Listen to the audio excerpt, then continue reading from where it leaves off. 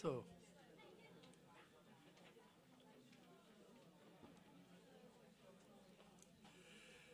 good morning, everyone.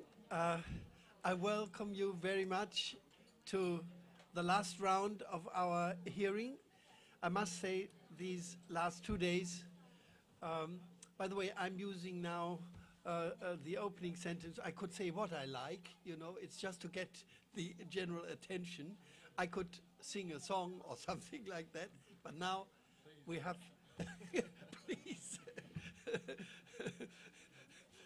Okay. This morning we're going to resume with Articles 13 to 15 on the right to education and cultural rights, and then we will spend some time on Articles 1 to 5, for which there was no time on Monday, but they're really important issues. So I presume, since we have until 1 o'clock, I suggest that we spend an hour on education, an hour on culture, and an hour on Articles 1 to 5. Okay? Just about. See how it goes. We're flexible, and I know you are. And thank you for coming here. And I give the floor immediately to the head of the delegation to introduce the members that have come today. Please, you have the floor.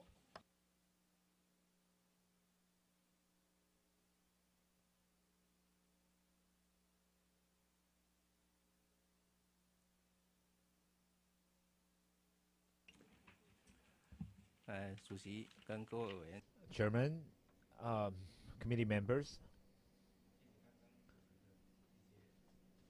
thank you for your direction, and we would also like to thank you for dedicating your time to discuss all these issues for Article 1 and 5. Since that hasn't been discussed, therefore we have informed the department concerned to be here today, so we'll be able to discuss and dialogue on these issues. Again, we would like to extend our appreciation to all of you for conducting the review during the past few days, and we will try our best to share the information that we know. So now we'll proceed with the discussion right now. Briefly introduce the delegation, but I realize it would take a lot of time if you not every single one, but the departments and the specializations, perhaps. Okay, from the right-hand side, the Ministry of Education, the Council of Labor Affairs, the Council for Indigenous Affairs, Ministry of Interior, Control Yuan, Department of Culture, Department of Foreign Affairs, Department of Sexual Equality, Gender Inequality, Ministry of Justice, Examination Yuan, Ministry of Economy Affairs, Mainland Affairs Council, Ministry of Transportation and Communication, Council for Economic Planning and Development, EPA, Council for Agricultural Affairs, Department of Health, Hakka Affairs Council, National Palace Museum, Ministry of Defense, Council for Mongolian and Tibet Affairs. Thank you. Thank you very much for this impressive afternoon. So this will make the job of the review committee a lot easier to have the experts here, and thank you for preparing it so well. Now, I'll give the floor to you to present your initial statement on Article 13. Okay, can we have our delegates from the Ministry of Education to start the statement?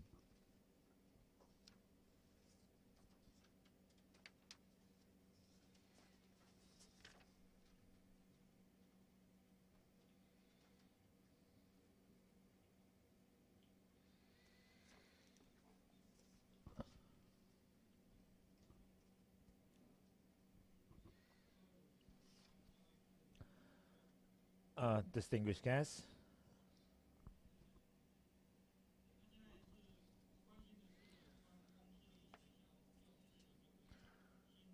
so with regard to the issue regarding teachers' wages, benefits, and working conditions in the public-private education system, as we know, teacher and either public or private schools are subject to equal rights and obligation under the Teachers Act. The remuneration for teachers in public schools are calculated and paid in accordance with regulations governing the payment of remunerations to military, public, and teaching personnel, while the salary, benefits, and working conditions of teachers in private schools are prescribed in the employment agreement between the teacher and the school. The salary of teachers in public schools, the salary is basically calculated and paid in accordance with table of salary grades and remuneration standards.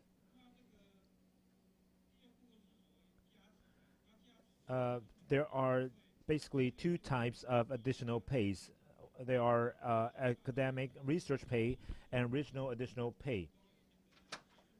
Academic research pay is subject to a table of academic research pay standards for teaching personnel in public colleges and universities.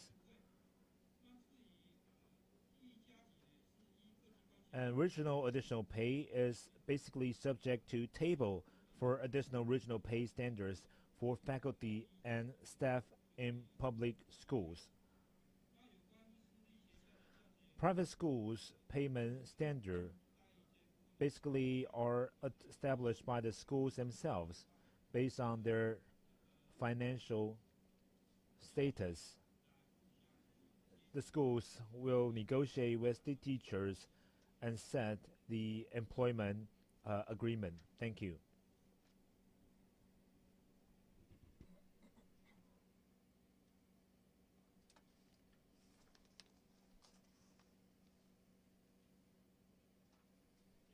Much indeed. And then I would like to ask Professor Heisoo Shin to lead off questions from the committee. Thank you, Mr. Chairperson. Good morning to the delegation. 大家好. One of the few words that I can speak, you know. I hope you don't mind me asking questions other than the issues raised in our list of issues, no? Because anything related to the education, and I'm sure you feel competent because there are people from Education Ministry. My question is, in your educational system, when you deal with students with disabilities and students from indigenous communities, is the educational system integrated or segregated? Because it's not clear, you know. And if your system is segregated, in what areas? You know, in what areas you are integrated, in what areas you are segregated? And if integrated, which I think is a proper approach, then all the teachers and all the students need to understand the problems of students with disabilities, students from indigenous communities, students from families with immigrant background. So how do you deal with these issues? Because that needs the whole system working towards understanding each other so that you can truly build multicultural society. So that's my first question. Another question is how do you deal with sexual harassment at schools? Because I know that in many countries at schools, sexual harassment happens against students, usually female students, but not necessarily only female students. You know, male students are also sometimes targets of sexual harassment. So the sexual harassment by the principal, by the principal's son, by teachers, or by fellow students, or the older students against younger students. How do you deal with it? I know you have Sexual Harassment Act, but in school, how does it actually function? If, let's say, a student is sexually harassed, verbally or physically or, by any means, then is there a system for the students to feel safe to report? Is somebody in charge of dealing with that? And how does it handle? Usually, the school doesn't want to know this kind of information is known to the outside, and then they just transfer the students, or they just make the students shut up, and then the issue is just put underground. So I would like to know how your school system deals with this issue. So 2 issues I raised. Thank you. Thank you very much. Who would like to answer? Please. 请教育部回应。 We would like to have our delegate from Ministry of Education to answer the question. Yes. Number one, for indigenous students or disabled students or students from low-income families, we provided scholarship, or we will reduce the tuition for them. Every year, we have prepared a budget for 2 billion NT dollars for this purpose. As for sexual harassment, we have the Gender Equality Education Act. In schools of all levels and local central government, we have a Gender Equality Committee. In Teachers Act or other regulations, we have also included the reporting system of sexual harassment. We listed as an obligation for all people in the educational system. After the authority received the report of sexual harassment, it will be handled immediately. An investigation task force will be established to investigate on the case, and the results need to be summarized as a report to submit to the authority concerned for approval. And it is stipulated that the report need to be submitted within 2 months after the reporting of the case, and the case should be closed within 4 months after receiving the report of sexual harassment. So far,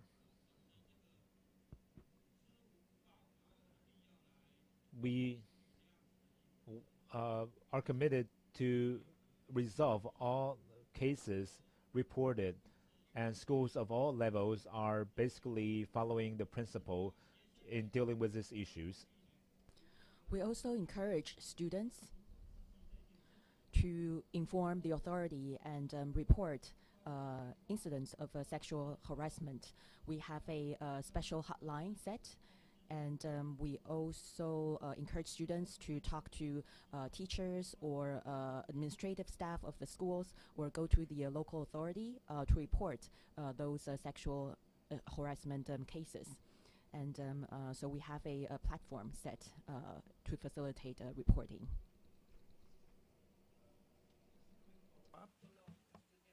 Follow-up question.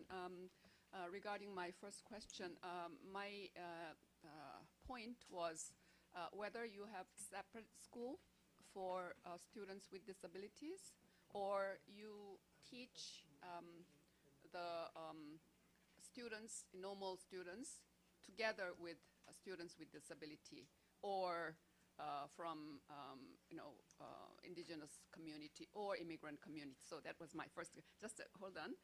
The second issue. So the students can report outside through telephone, or they can report to principal, teachers, anybody. So there is no one person designated to receive, no counselor, for example. and anybody can receive that information of sexual harassment and then report. And how many cases were reported last year? Do you have that statistics at hand, if you can remember? Or otherwise, yeah. Okay, thank you. Thank you for that very short question.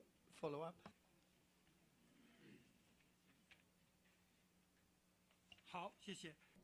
Thank you for your questions. In terms of special education, in every city and county, we have special schools established for middle to severe disabilities. We put students in these special education schools. However, for mildly disabled students, we basically encourage them to receive education in regular schools with children or students without disabilities. In average classes,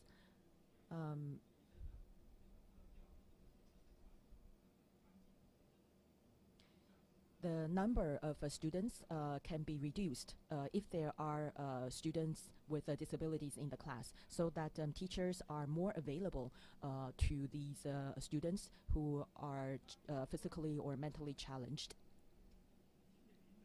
In terms of gender equality,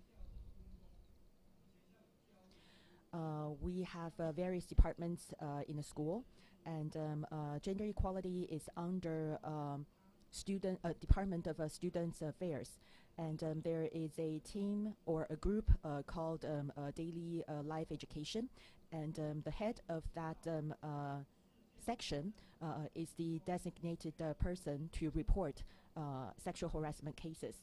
So if through various channels or any channels that a harassment case is informed, then the head of the section of life education is the person, designated person to report to local authorities. In terms of the number of cases of last year, please allow me some time to look for the information and then report it back to you. Thank you. Much. I would just like to add a question on teaching of disabled in regular schools. You said rather diplomatically, if I may say so, it depends on the degree of disability, of course. What if the parents, for instance, of a child totally disagree with the decision of the child having to go to a special school, but wants them to go to the regular schools? And as you know, the whole philosophy of the CRPD is to have as much inclusive education as possible, and not to have these specialist schools, which that philosophy can work in urban areas, but in remote areas of the country, that is a difficult issue. But if the parents and the schools and the school authorities disagree on the schooling site, what legal procedures exist, and how is it ultimately decided and by whom? And the second question I have is on sexual health education. We discussed under the right to health yesterday. I'd like to know more about how sexual health education is provided at schools at all levels, and starting from when, and how is this done, particularly in relation to LGBT issues and sexual orientation. Thank you.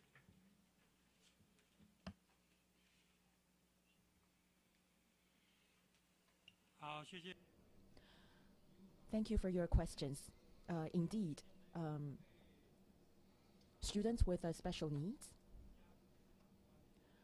are a concern of all parents. Of course, parents care about their children. We know that there are various types of special education, for example, special education for physically challenged, special education for visually impaired, and also there are different levels of disability, mild, moderate to severe. And parents may have different needs for their in terms of their children's disability care. For example, some of the parents are kind of concerned of being labeled as parents of disabled children. So in terms of student placement, we would involve university professors to form a committee to evaluate these students and then provide them recommendations to the parents. In terms of going back to the mainstream education, or to include these students into regular schools, besides regular classes, there are also class of special education, or what we call class of resource classes.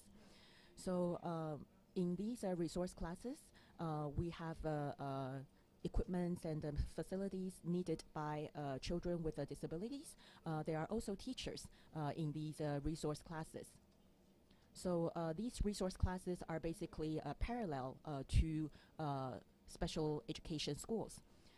So for students with different needs, we provide them different services and treatment. For example, if they can be included in regular classes, or they study or they receive education in regular schools, but they can get special service from resource classes. And also from grade 1 to grade 9, we have a 9-year curriculum. Within the curriculum, there are 7 categories, one of which being health and physical education. So we basically combine health education and physical education in this category. And the education hours accounts for 15 to 20% of the total curriculum in the 7 categories. So in terms of education, health education starts at grade 1 all the way to grade 9. There are health education class programs from grade 1 to grade 9. And from grade 1 to grade 6, there are no specific subjects. So health education is not listed as a specific subject, whereas from grade 7 to grade 9, there is a specific subject called health education. For elementary schools, it's included in health education and PE. And also for LGBT, as mentioned earlier, besides the 7 categories of the 9-year curriculum, there are also 7 issues, including human rights, gender equality, and so on. So LGBT is one of the 7 issues under the subject of gender equality. So you don't see the name of the subject in the curriculum, but it's included in the teaching process. So the government authorities and scholars from universities basically write up teaching materials as a reference for teachers, so that teachers can utilize these materials in their classes.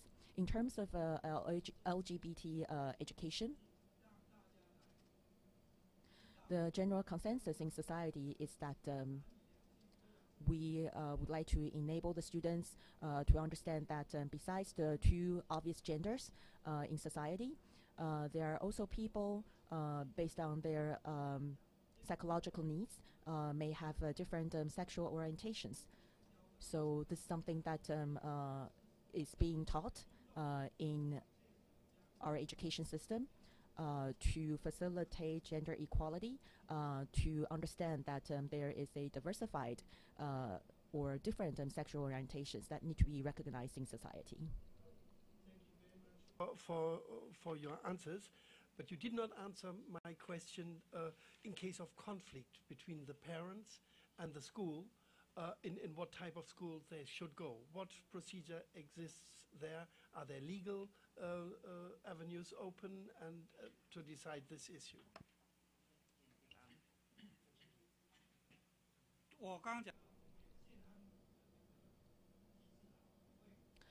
We do have a mechanism to provide recommendations. We know that parents are the custodians of students, and parents always take care of the interest of their children. So ultimately, we basically respect the right of parents to choose the education that they want for their children.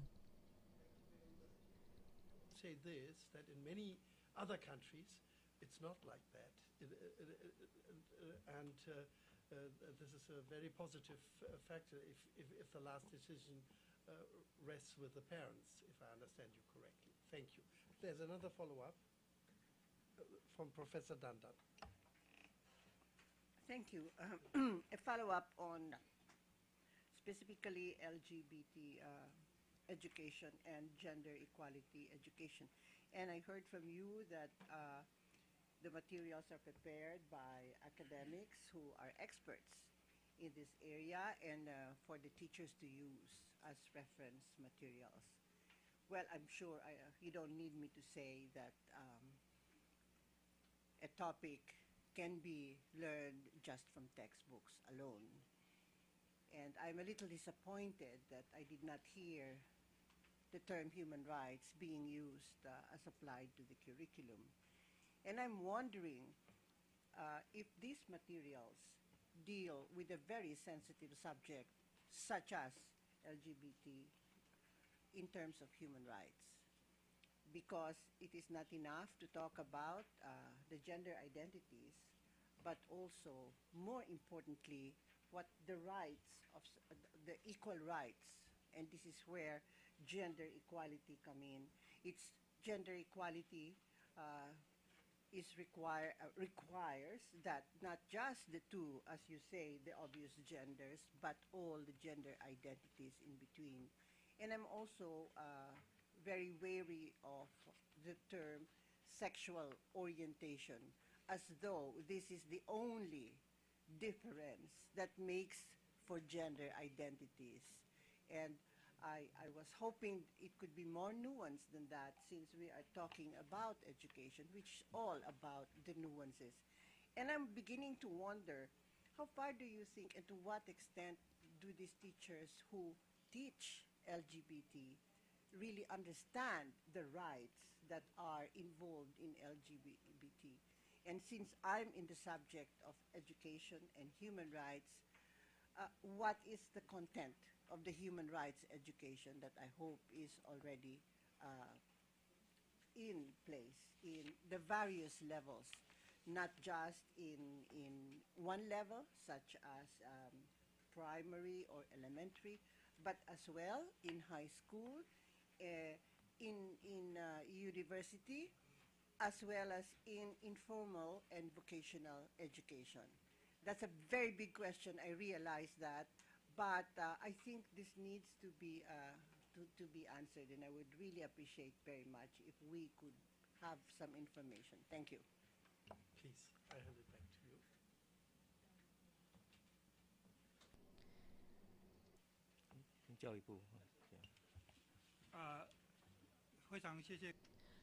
Thank you very much for your questions. As mentioned earlier, from grade 1 to grade 9, there is a 9-year curriculum in which there are 7 categories, including language, referring to Chinese, English, and local languages. The second category is mathematics, as well as science, which includes biology and physics and so on. There's also physical education and health education, as well as home economics. There are also 7 major issues, including human rights and gender equality. So human rights and gender equality are the 2 major issues or subjects in the 7 subjects. So we invite scholars and professors from universities to be advisors. And in the central government, there is a team of teachers. So we basically invite teachers involved in the 7 major issues to the government to help facilitate or promote this education. And also at the high school level, We also have a team to promote the education of human rights and gender equality. So the two major subjects, human rights and gender equality, from professors all the way to teachers' teams to local advisory committees composed by principals and teachers in the relevant subjects. We have dedicated departments or groups, you may say, to address this topic.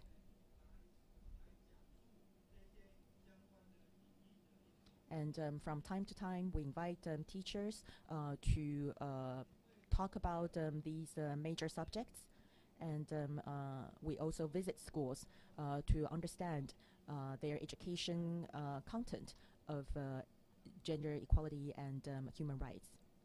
So,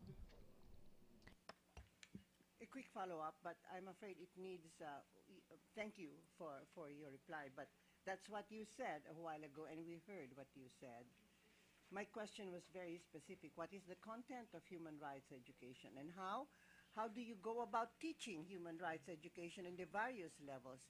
And does LGBT and gender equality education include human rights? Gender equality, aside from human rights, is not, not that it's not acceptable, but it gives one a sense that gender equality is a separate issue from human rights. Thank you.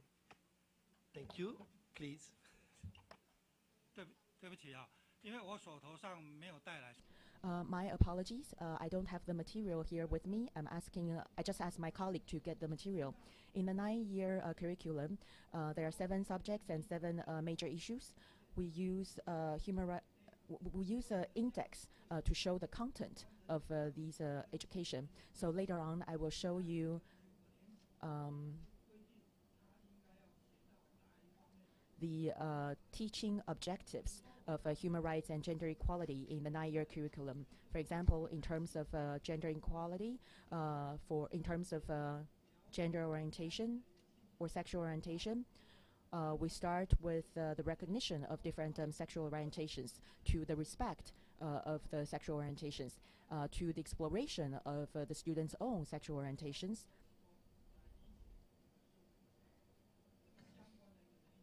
So we do have indices to identify how well the students learn in these various different categories. I next have 2 additional questions from the group. To start with, Professor van Boven, and then Professor Alston, and then Heisoo Shin. Thank you very much. I'm referring to Article 13 of the International Covenant on Economic, Social and Cultural Rights, and in particular paragraph 2. Paragraph 2 is dealing with questions of availability and accessibility of education at the various levels. And of course at the primary education it is compulsory and free, but then at secondary education it is recommended that also it should be accessible, and also in particular by the progressive introduction of free education. Similarly, also for higher education, there is the same terms are applicable. Now, my question is, to what extent is indeed the government promoting this, that the gradually progressive introduction of free education at a secondary level and at a high level? I would say in particular this is important also for as regards low-income families, that also their children in due course will also in larger numbers be available for getting access to secondary and higher education. Is the government, first of all, following a policy to make these types of education progressively free? And secondary, there are also other means to apply, for instance by giving special financial support to those who come from lower income families. So I would be interested to hear your reaction to this. Thank you. Thank you very much. I hand back to the delegation. 好，谢谢好。 Okay, thank you for your question. As for primary education, secondary and higher education, for compulsory education, that is 1st to 9th grade, all the tuitions are exempt according to law. That is the policy of the Republic of China. For overhead expenses, government authority concerned also will establish budgets to subsidize this part. Now we only collect a small proportion of fees of there are basically 5 types of fees that we collect from these students. Government, it is estimated that government will need to spend another 30 billion NT dollars if we want to cover all the costs. And the majority of the cost is basically the lunch for students. If the government should be responsible for the lunch at school, then we will try our best to move toward that direction. However, that still require a consensus of the society to be established in advance. So far, we think it is generally believed that the government should only take care of the low-income families, and for that part, we already are doing that. Children from low-income families, their lunch fees will be covered by the government. However, for non-low-income households, students will still need to pay their lunch by themselves. As for high schools, 10th grade to 12th grade, by 2014, we are planning to launch the new system of 12-year compulsory curriculum, and we are planning to also exempt the tuition. The budget will be around 20 billion NT dollars.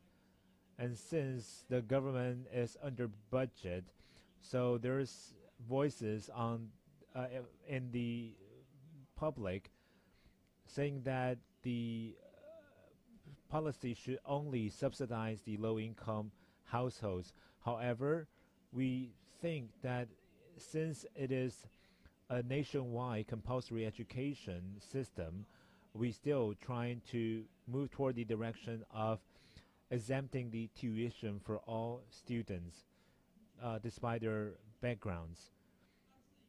As for higher education, we always define it as non-compulsory education. For underprivileged students, we will exempt the tuitions and other miscellaneous expenses. We also have zero interest student loans, of which we have provided a budget of 30 billion NT dollars. The government has basically subsidized 2.8 billion of interest for the student loans. So before we can achieve the goal of progressively introduction of free education, this is what we are doing right now. Thank you very much. And Professor Alston, I think also on tertiary education. Thank you, Mr. Chair. Just to follow up, the tertiary education system in Taiwan seems to be following the same progression, if that's the word, of the system in a number of Western developed countries, which means that there is a strong move towards the privatization of tertiary education. My questions are, what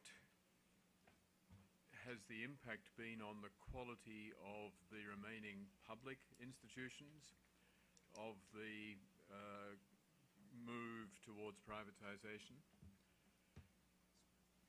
In terms of the loan programs available to cover the increasing debt, and I understand there is now $34 billion worth of student debt, but some of the materials presented to us suggest that the loan programs are in fact inadequate to cover housing and other expenses, and that many of the lower income students still need to work in paid employment extensively during their university programs.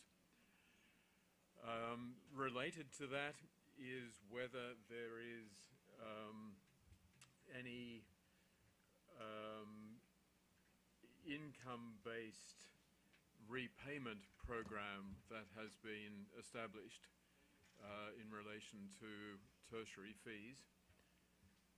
And finally, what steps is the government planning to take to adapt the university education system to the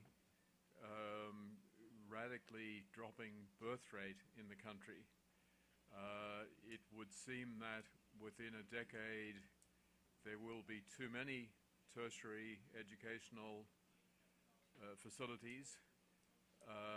There will not be enough students to fill them, and I would be interested to know what planning is being undertaken to manage that transition.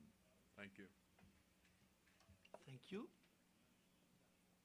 I hand back to the delegation. 回答。对不起，可以请 Can we ask the delegate to use the microphone, please? Thank you for your question.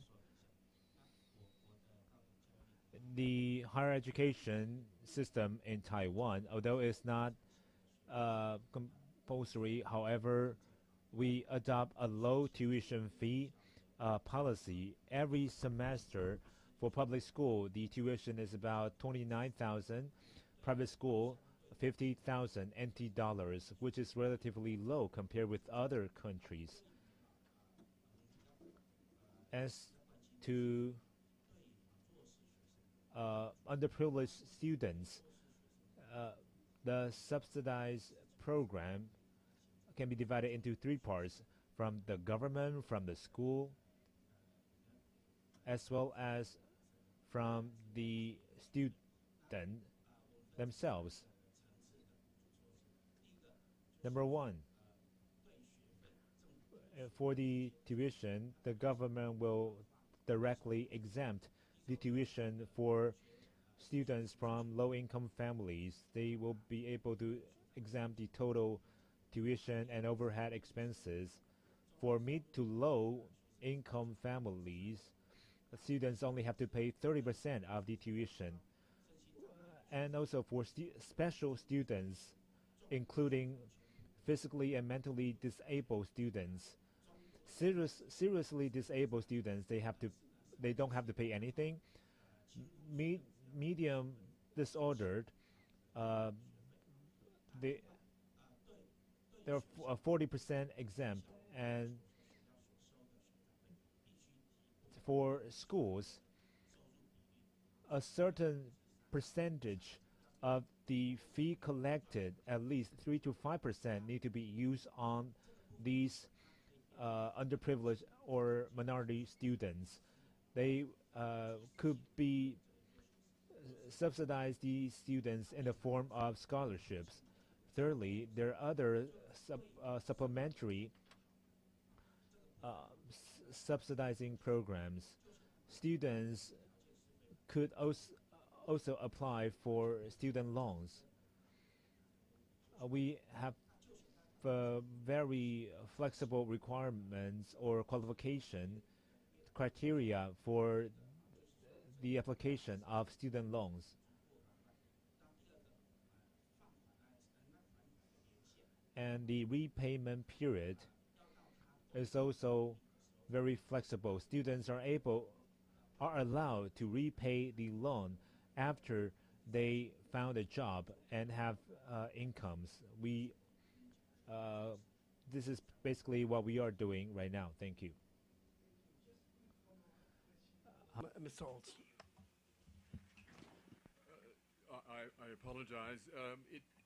This procedure is obviously a difficult one because the questions that I asked were quite specific, and the answers that would be useful are not, yes, we have some programs that do this and some programs that do that, and so on. The answers really are exactly what percentage of students are given exemptions from all fees, what number of applications for exemption are rejected, for example, and then when it comes to the loan repayment, my question was not is there some program, but is it income related? In other words, if a graduate is being paid $10,000 a month, do they have to repay the same amount as a graduate who is earning $100,000 per month?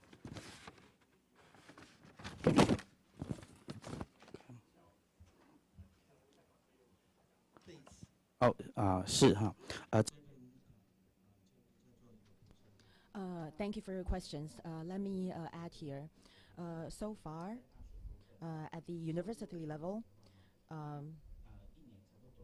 there are about 10,000 students whose tuition is fully exempted because they come from low-income families. For middle to low-income families, they account for about 5%. In terms of education mortgage, there are 100,000 students every year, which is more than 50% of the total students. As for physically and mentally disabled students, there are about 50,000 every year whose tuition is exempted. And also children from special family conditions, they also enjoy the exemption of tuition. There are about thousands of them every year. So basically, we look at their household income. So if the household income is fairly okay, and they do not qualify the criteria that we have here, then and still they need support. They can actually apply for emergency relief fund allocated or budgeted by schools. So for these students, for example, they do have real estate properties, but they do not have cash, so they can go through that route. And you asked about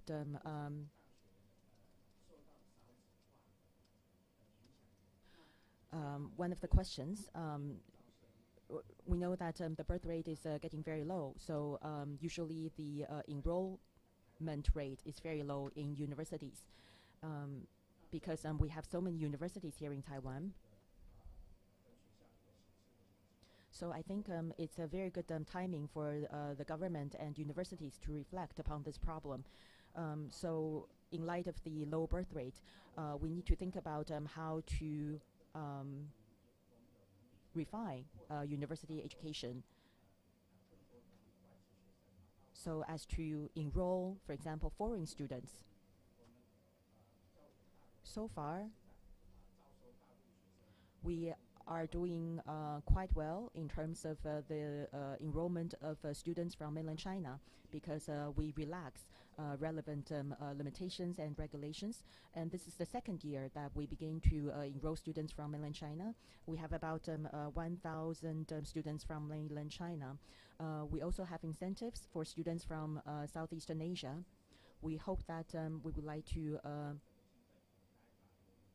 refine our higher education and to have a more diversified higher education content. For universities that want to integrate, the central government also provide facilitation. We also provide withdrawal mechanism for private universities, for example, to transform those universities into other organizations. Thank you. Thank you. I have one follow-up question from Ms. Shin. Very simple and direct follow-up question. I think it's very commendable that you invite professors to form a committee to discuss with the local authorities about education. And sometimes you said you invite teachers also.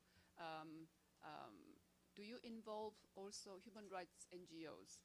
Because I think they are the ones who really feel the need to integrate human rights education into the curriculum, into the everyday school life. So do you include NGOs, including women's NGOs? Thank you. I hand the back the delegation. 在我们的三级辅导的 in our mechanism, this is a political organization. So we mainly invite university professors and teachers and administrative staff, as well as people from the government. So in terms of structure, we do not invite NGOs. However, when we talk about various topics, for example, when we talk about human rights, we would involve human rights organizations or NGOs. Or when we try to formulate policies and teaching materials, we also involve NGOs, because they are usually one step ahead of us in terms of knowledge. Or if NGOs have already developed relevant teaching materials, they also proactively provide us with their teaching materials for us to redistribute these materials to schools. Thank you very much. I must say I'm very pleased that we stuck to the time almost as predicted. We now come to Article 15, the cultural rights, and I have Professor Dandan to head off. And perhaps we will follow the practice of the last 2 days. When there are several questions, we will just indicate the areas and then just deal with one question at a time to enable you to answer it immediately. Thank you. Firstly, just to clarify what we are going to talk about, we're going to talk about participation in cultural life. That's the central focus of my questions, and that cultural life really deals with many kinds of people and not just indigenous populations. So when we say participation in cultural life, that applies to everyone in society, including yourselves, who are part of the Taiwanese population. Let me just focus now on persons with disabilities, and I'm not now going to focus on their right to health or their right to education, but their right to participate in cultural life, meaning to say in the life of the community. And information has come to us that for large populations of persons with disabilities, including those who are in wheelchairs, those who are deaf, have no access to cultural life. They cannot participate effectively in the life of the mainstream, I'll call that, just to make a differentiation, of the mainstream Taiwanese community. What am I talking about? For instance, people on wheelchair who cannot get around outside without the use of their wheelchair. Apparently, there are no physical spaces where they can actually move around in safety. For example, there are no sidewalks which they can use. They have to share the sidewalks with everyone, including those on bicycles, those pedestrians, etc. There are no dedicated lanes for persons with disabilities who are traveling around in wheelchairs, and that therefore they are forced to use actually the streets where vehicles come and go, and where they are exposed naturally to accidents. And so they feel that they are like prisoners.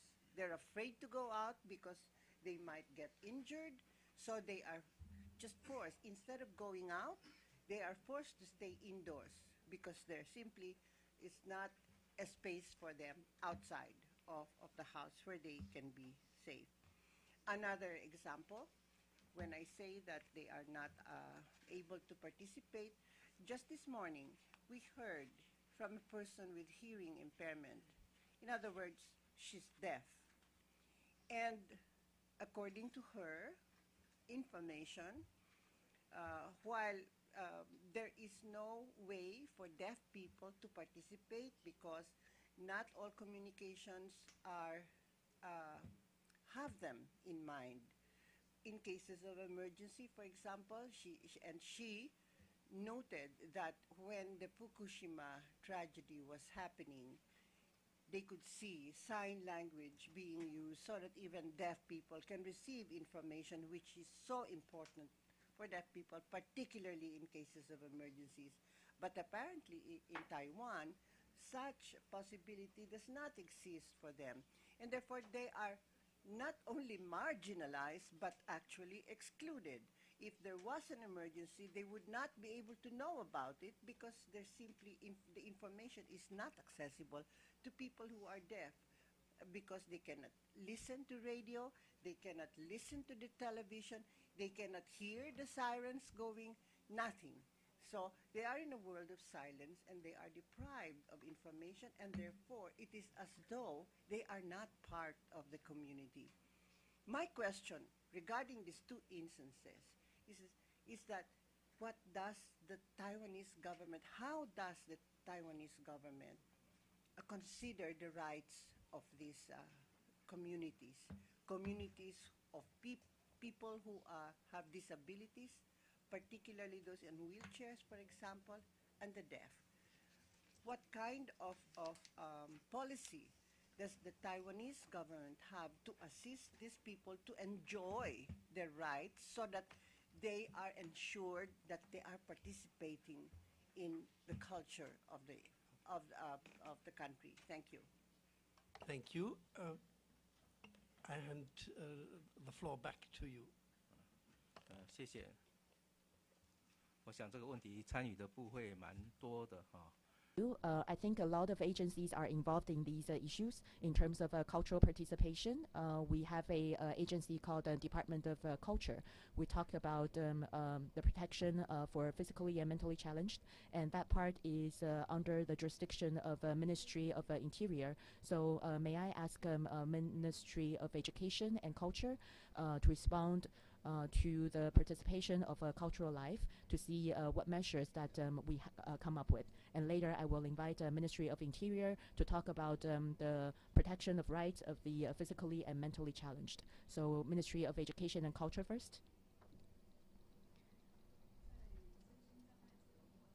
In terms of cultural participation, the ministry has taken into the consideration of the rights of these people and to provide convenient access to them. For the deaf people, we provide audio books.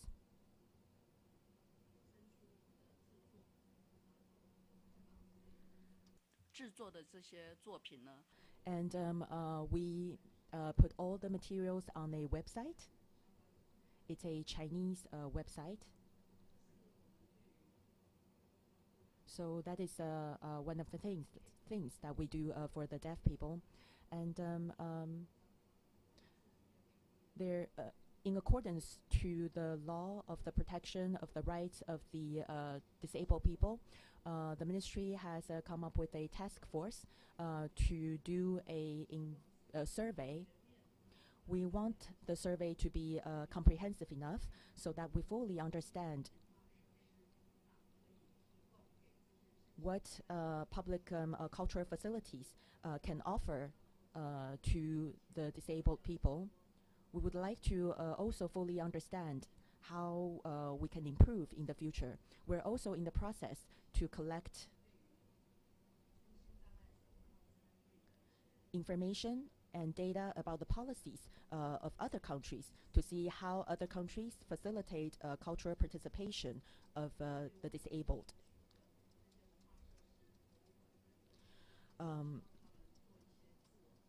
We also encourage cultural facilities, including museums, to do self-review. Basically, there are 4 museums under the jurisdiction of my ministry. We basically use the 4 museums as demo sites of barrier-free environment to encourage access of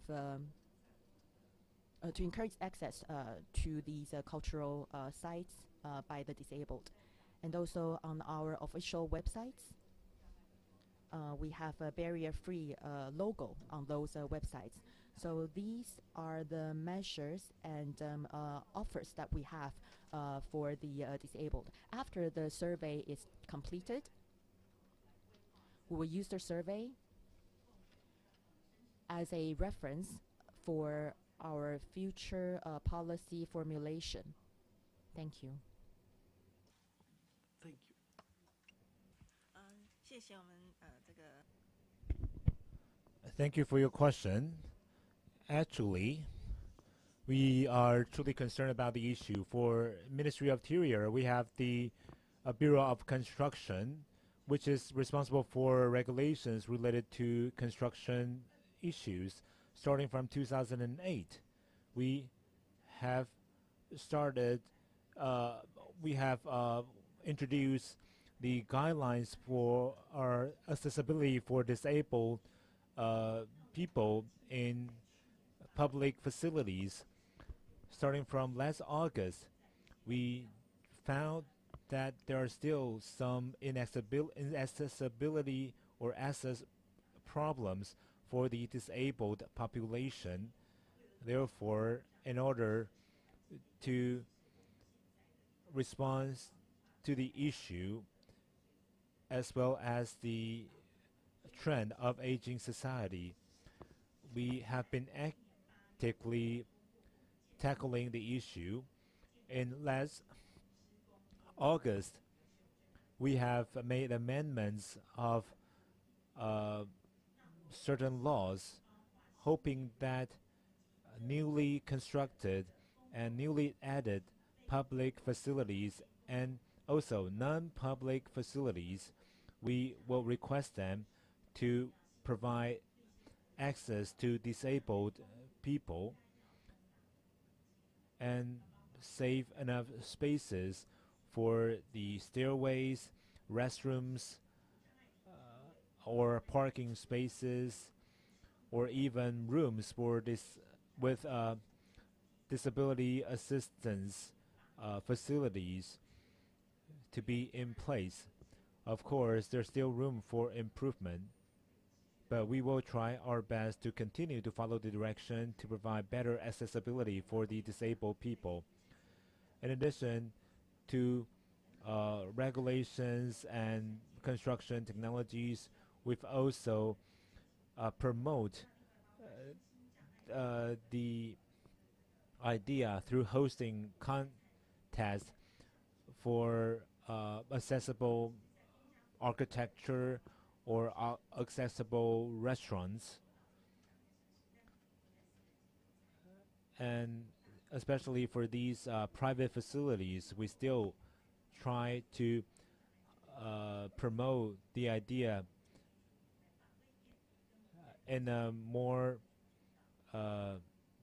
in a different way, so that we'll be able to provide better accessibility for the disabled population in the future. Short follow-up question.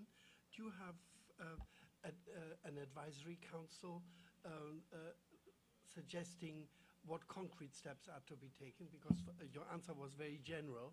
And how to improve the situation, and to what extent do you engage civil society organizations in the process of making changes?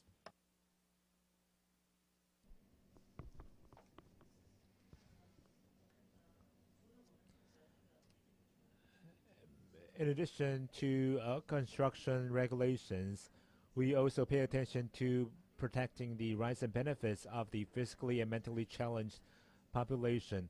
Of course, that is relevant with the responsibilities of many government agencies.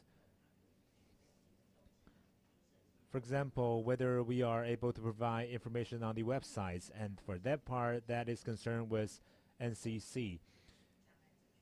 Maybe my colleagues will be able to share some more information about how we include the civil society in taking all these measures. As you mentioned, social participation and consultation. Ministry of Interior, what are designed for in terms of the consultation? According to relevant acts, MOI will form a task force to protect the rights and benefit of mentally and physically disabled population. This is the occasion for them to express their ideas and opinions, and certain reviews will be conducted in these meetings. And also, in addition to the issues discussed or mentioned by the Ministry of Cultural Affairs, we have two important laws and regulations that can encourage disabled people to work out of their homes. Number one, the providing accessible public transportation, as well as the preferred price rate of public transportation. Secondly, laws also require that scenic spots, leisure facilities, we all need to provide incentives or discounts for the disabled. As for the policy and the participation of civil society or the disabled population, while establishing policies, we offer opportunities so that representatives from the NGOs can be included and express their ideas. Thank you. Follow up from Madam Dandan. Thank you. I'm very encouraged that you do seek out the opinions or the participation of civil society. But to what extent do you also encourage, more particularly, the participation of persons with disabilities themselves? You need to talk to them so that they can express themselves. And I'm not saying that NGOs do not represent them well, but it's always best to hear from the affected persons as far as their opinions are concerned. And if I may just go back to my original question, which was I wanted to know exactly what the Taiwan government is, their policies with regards to persons with disabilities, whether physical or mental disabilities. But I'm wondering, do you even have statistics of the numbers that we are talking about, how many persons, for example, cannot get around without wheelchairs, how many are deaf, how many are blind? Would you have statistics on this? Because I imagine this would be the first kind of information that you need to have in your hands before policy can be made. Thank you. Thank you. And back to the delegation. Yeah.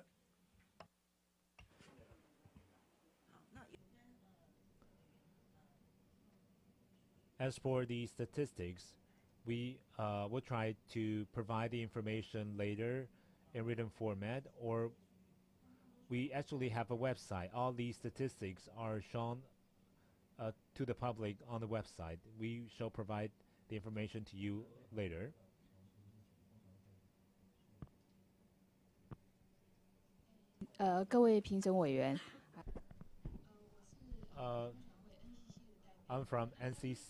I'm the delegate from NCC. In the other room, I heard a committee member mention about the issue regarding to the TV programming in Taiwan. In terms of subtitles, in Taiwan, we have at least 100 channels. It is impossible to provide sign language translation for every program.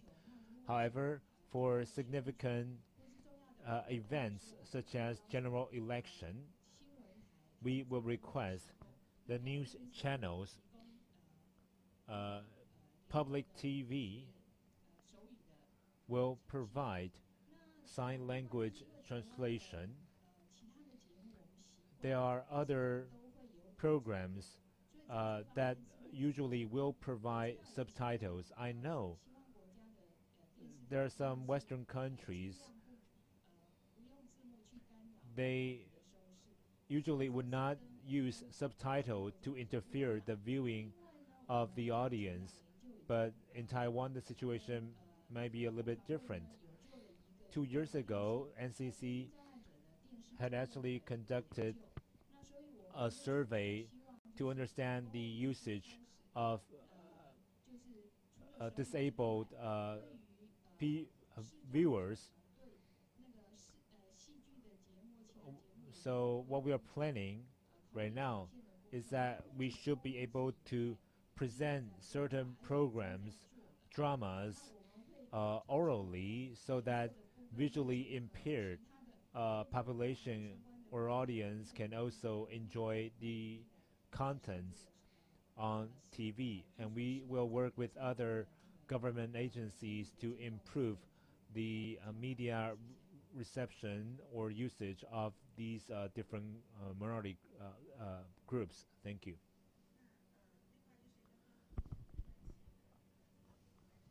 Also, for the participation of mentally and physically challenged population, I think it is most critical for them to join the law drafting process or policy drafting process.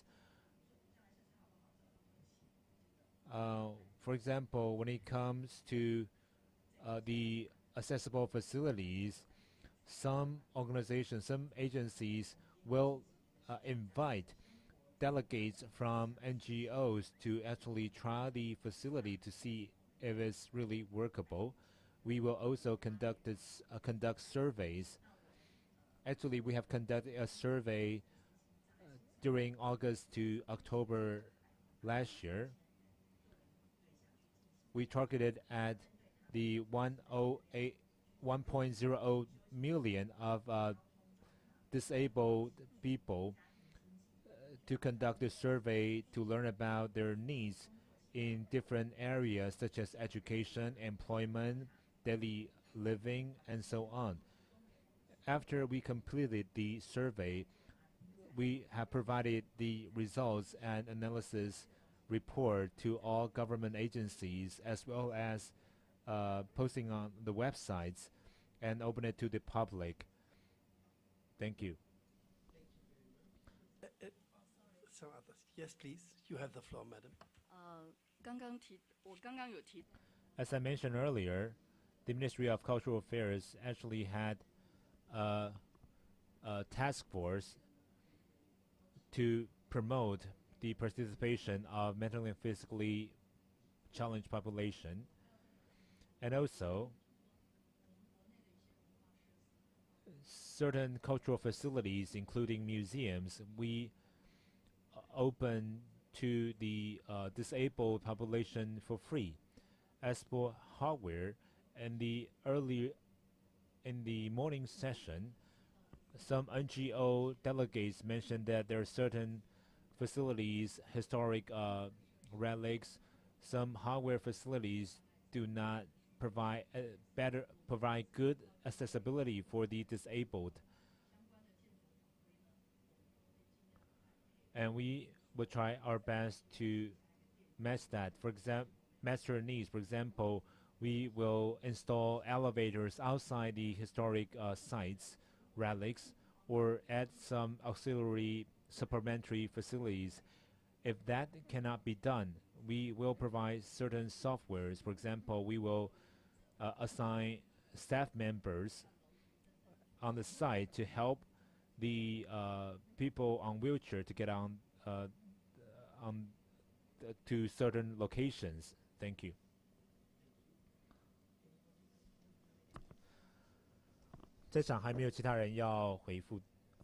Okay, that's not the case. Then I come to the next round of questions, and maybe we should not spend too much time now on the special situation of the disabled. I think we've dealt quite a bit about that. We should now deal with the general participation right to in cultural life, and I have Mr. Alston to start off. Thank you, Mr. Chairman. I don't want to violate your ruling, but just two very quick follow-up issues. First, the assurances given by the Ministry of Cultural Affairs are very encouraging, but I think what would help this group, and certainly the people with disabilities concerned, would be a specific timetable for taking some sort of action. In other words, the establishment of a task force can sometimes be very good news and sometimes be very bad news, because task forces have been known to take 10 years to do nothing. So it would be very helpful if we had an indication of the date on which the task force might report, the objectives that it will have, and the extent of participation of the affected groups. In terms of the captioning and so on in the media, I wonder if there is any law or regulation requiring private media to provide any such services. It is clearly beyond the capacity of government, as you said, to regulate or to provide services for 100 channels, to develop software which enables captioning and so on, which can be specially accessed. And a sustained policy would impose certain obligations upon the private sector in relation to these different media services. So that's a question. I want to, actually I have one other sort of freestanding question, and this is really an invitation to the government to give us a response, although you might be surprised that it comes under this heading of Article 15. We have received endless documentation from the so-called taxpayer rights group, which suggests that the right to participate in cultural life of certain groups is restricted by oppressive taxation policies. Now, my understanding is that this translates into the failure to classify certain self-proclaimed religious groups in such a way that they would be entitled to lower tax rates. and particularly reference is consistently made to the Taiji Men case. It would be very helpful to the committee to get a response to the many allegations which I suspect you have seen about oppressive measures taken by the taxation authorities of an allegedly unjustified character. Mr. Chairman, I also have a range of questions that I'd like to put in relation to Indigenous peoples' right to participate in culture, but perhaps they should come next. I think they should come next, but perhaps you might just indicate so that the delegation can be prepared when you put them later. Okay, well, I'd be happy to. So I'll just give you a list now. This can come under Article 15, right to participate in cultural life. It can come under Article 1, right to self-determination. But we haven't brought them all together yet, and we should perhaps do that now. So first question, the status of the UN Declaration on the Rights of Indigenous Peoples in Taiwan. Has the government formally embraced it? To what extent are its provisions reflected in the law? One of the submissions that we received focuses on the disproportionate impact of government dam building policies on the lands of indigenous peoples. This is a very big issue in many countries of the world. The World Bank set up a major international commission some years ago to look precisely at the impact of dam building, and it acknowledged that often indigenous groups are heavily disadvantaged. The claim in the materials before us is that the government has not given sufficient consideration to alternative approaches to the provision of hydroelectric and other power, that it has not consulted adequately with the indigenous groups. That then raises the whole question of the adequacy of consultation mechanisms that exist. Again, in international law, this is a contested issue, but the indigenous groups would insist, with significant support from international law, that they have a right to full consultation leading to their free consent before certain steps are taken. In terms of languages, the government has responded to a question about what is being done to preserve the 42 indigenous languages. And again, this is a problem in many countries, but the alternative information that has been submitted would suggest that much of the action by the government is of a scholarly nature. In other words, funding professors like me to do learned studies about these indigenous languages and cultures, but not really directed at the practical promotion of these languages and their preservation. And the best example of that is the extent to which instruction is available in indigenous languages. My understanding is that despite the legislation that was adopted, there is an average of 45 minutes per week of instruction in indigenous languages in the relevant schools.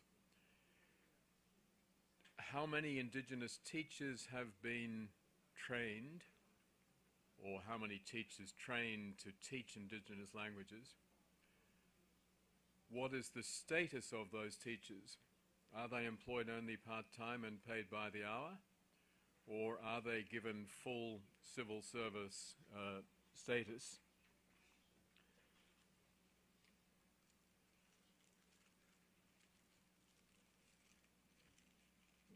Finally, we were presented with information this morning on the adoption of Indigenous names policy.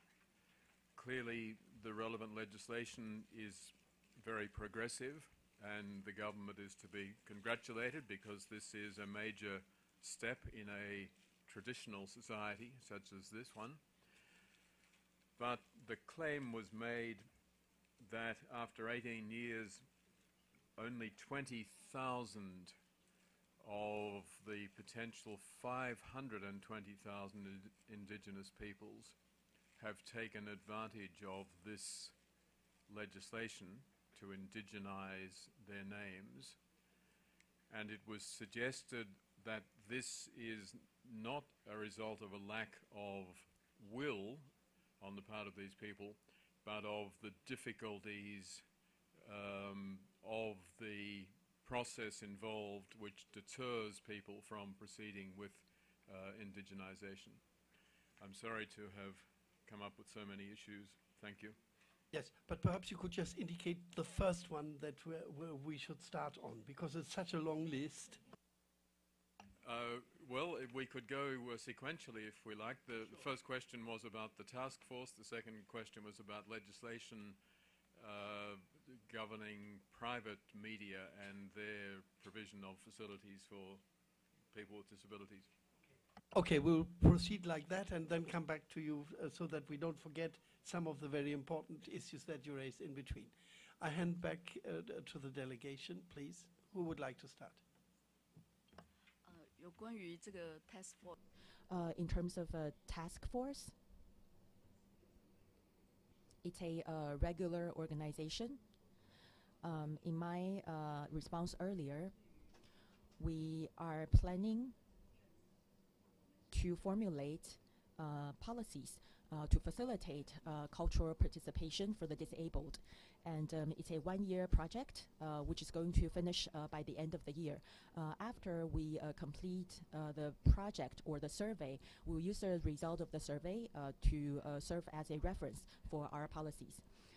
So the report will be completed by 2013. However, after the survey is done, after the report is done, there are follow-up works. For example, education and training to volunteers and government employees in various departments, so that when they serve the disabled, they will be able to know what to do, so that we will be able to realize cultural equality. We will also produce pamphlets and little books, so that when the services are provided, the staff people know what to do.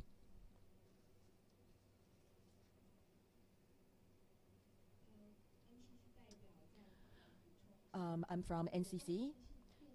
In terms of programming, we recently just finished a study. So in the short term, we will start with a public television station.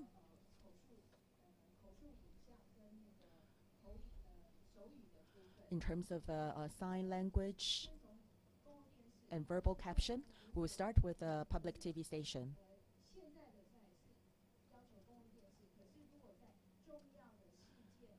However, in major events or emergencies, we will also ask news channels in various TV stations to do the same. So our midterm goal is to also involve private TV stations. Our goal is to have the most effective use of limited or available resources. Thank you.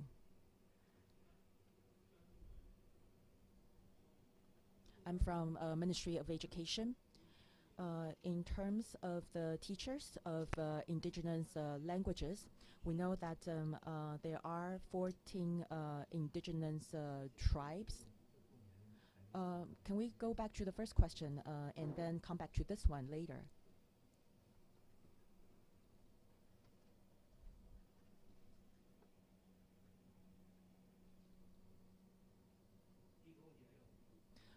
Any responses for the first question?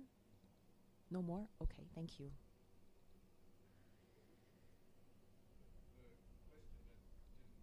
Anywhere is the taxpayer rights question. I think it's in the interest of the government to put a position on the table, given that there have been advertisements in the local newspapers and a major campaign.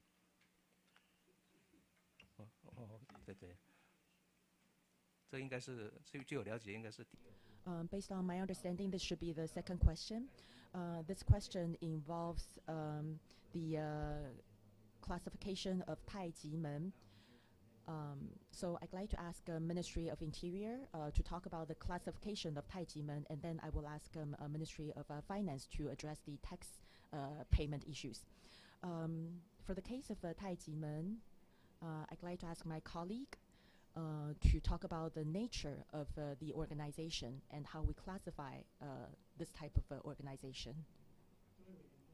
Good morning, ladies and gentlemen. Thank you for your question. You talked about our classification for certain religious groups in terms of their tax paying.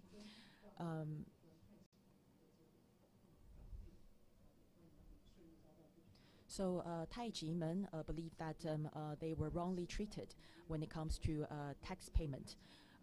We did some research. We looked at their website. We looked at information that they provide. Taijimen positions itself as a sect of Qi Gong. So the goal of the organization is to honor the culture of Chinese culture, to facilitate physical and mental as well as spiritual health of people. So whether this is a religious group, it's somewhat, well, we don't believe it's a religious group. So it does not fall under the protection of cultural groups by the Constitution. However, any groups or organizations have their own respective objectives. So in terms of Qi Gong and health care or health protection is somewhat different from the regular objectives of other groups or organizations. So they do not enjoy tax exemptions or incentives. But that part, of course, involves the Department of Finance. So maybe I can ask my colleagues at Ministry of Finance to respond as well.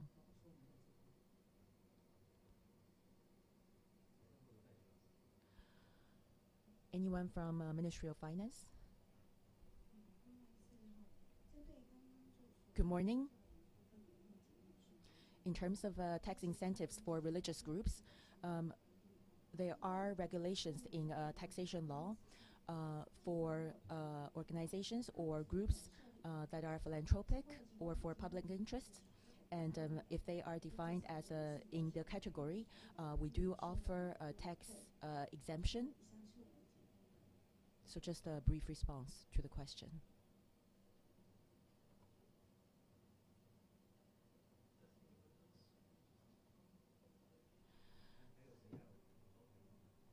Anyone would like to add? Good morning, ladies and gentlemen. I am from the Judicial Yuan. I'd like to talk about the case of Taijimen. Judicial Yuan is an administrative department. We abide by independent jurisdiction. So I'd like to talk to you about the case of Taijimen so that you better understand the case. I think the dispute about Taijimen involves business profit tax, business tax, and income tax. Hong Shihe, who is the responsible person of the organization, from 1992 to 1996, that's when the dispute happened. There are two things, basically. The first is about the address of the organization, and also about the equipment that people need to practice Tai Chi. We're not sure if Taijimen is kind of like an agency or for these transactions, or if they are the manufacturers of these products. And also the fee paid to the responsible person of the organization, if this is a tuition or is this a gift. So these are the points of dispute. According to the verdict, in terms of Qigong practice, the responsible person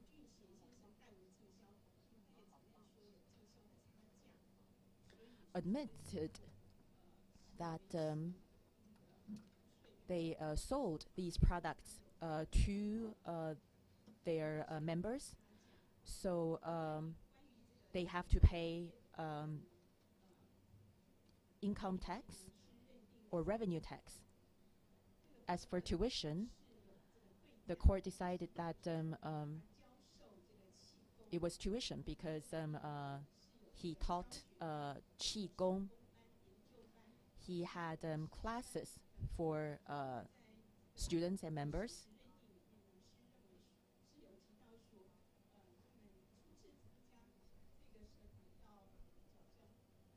And students and members actually had to pay a membership fee or tuition of 20 to 30,000 NT dollars. However, the name of the payment is called gift to the teacher. And there's a large number of students and members, and the annual revenue of the organization is billions of NT dollars every year. So in the administrative court, the original verdict was revoked. The reason to the revoke was that more evidence was needed to establish the case. So the taxation verdict was revoked. In terms of a revenue tax, it actually expanded to 5 years, one of which is being re-reviewed. The rest 4 years are still pending.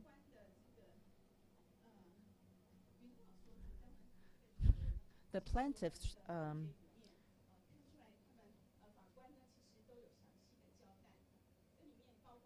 have come up with a very clear explanation. This involves a time period of taxation.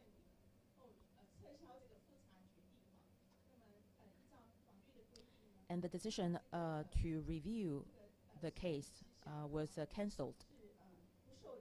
However, the time effect or the is not affected. The verdict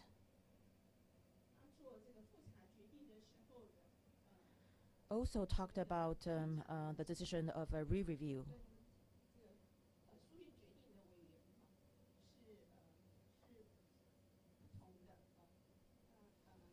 And the commissioner and the review members are two different people. So the key to the case is that there is indeed revenue generated. And in terms of the restriction of leaving the country, according to number 217 of the verdict, and according to point 4 in the document, about the definition of how a person is forbidden to leave the country. So since the person fails to pay tax, so according to the explanation of number 3, 4, 5, in order to get a tax payment, the government is allowed to deny a person's application to leave the country. Thank you. Quick follow-up question from Mrs. Shin. Regarding this group, Tachimin, I just want to ask to the delegation whether there is any possibility of viewing this group as a voluntary organization or voluntary association, which usually is non-profit. And, they can collect membership fee, or they can provide educational programs where the people can pay certain amount for their education. So I think it's very important how to define the nature of this group. And I agree with you that it's not a religious group. And it might be, it can be cultural group which try to promote certain culture, or non-profit organization. So what is your response about that? Thank you. Okay, I hand back to the delegation. Okay.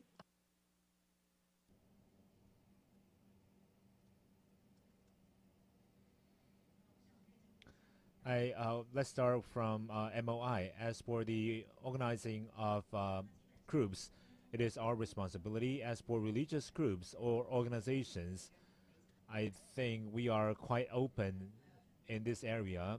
Anybody is allowed to establish a group or organization in this kind.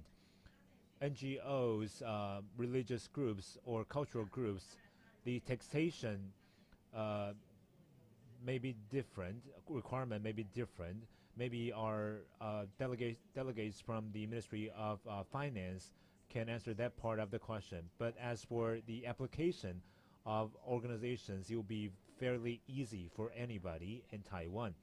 I think the major difference will be on taxation, but through the legal litigation, the court has given its verdicts, so that is what we see at the moment. Thank you.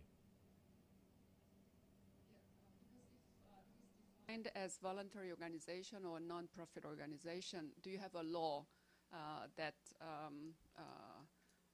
relates to the activities? Because we have law in Korea for non-profit organization, which can be tax exempt, which can be assisted, even funds can be given to those organizations. So do you have a general law governing non-profit organizations? Thank you.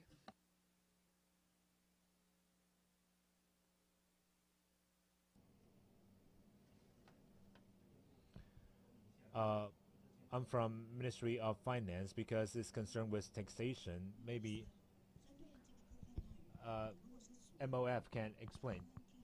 As for religious or cultural group, basically we provide tax incentives. However, for Taijimen, the group, it has been recognized by the authority concerned.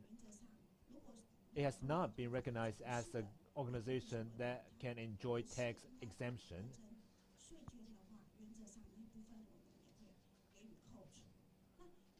But basically, the school is involving in profit-generating activities. Therefore, we need to base on proper taxation principles to levy tax on such organization or group.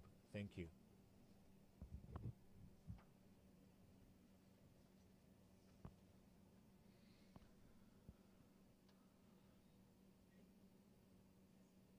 Thank you very much for that answer. I now come back. There's still some big questions outstanding, and perhaps Mr. Alston could just mention one of them to begin with. Okay, I know we are pressed for time, and I think the Articles 1 to 5 are very important. So first, status of the UN declaration. in Taiwanese law? I hand back immediately to the delegation.